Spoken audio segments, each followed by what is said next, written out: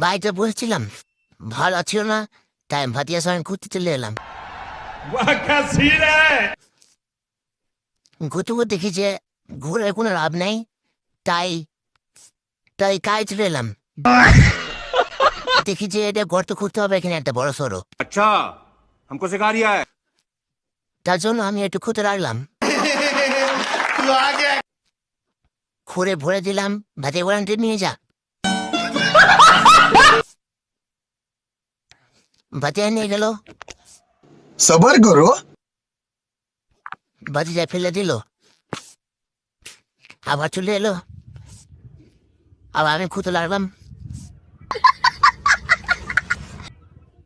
খুঁড়ে আবার ভরে দিচ্ছি।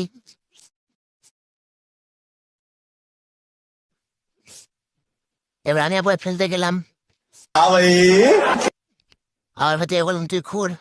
कैसी लगी? ভাতিয়া খুঁড়তে লাগলো, ভাতিয়ার আগের মাথায় বড় সরো করতে খুঁজলাম স্পিডে। लेकिन एक सेकंड এবার খুঁড়তে খুঁড়তে ভাতিয়া বড় সড়ো গর্ত খুলে দিয়েছে।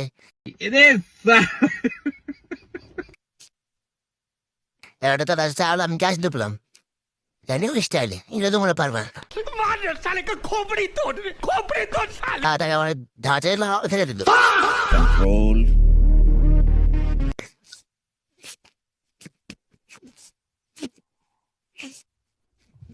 আবার কাজটা ফেললাম, আবার তারাকে দিলাম। क्यों हिला डाला ना।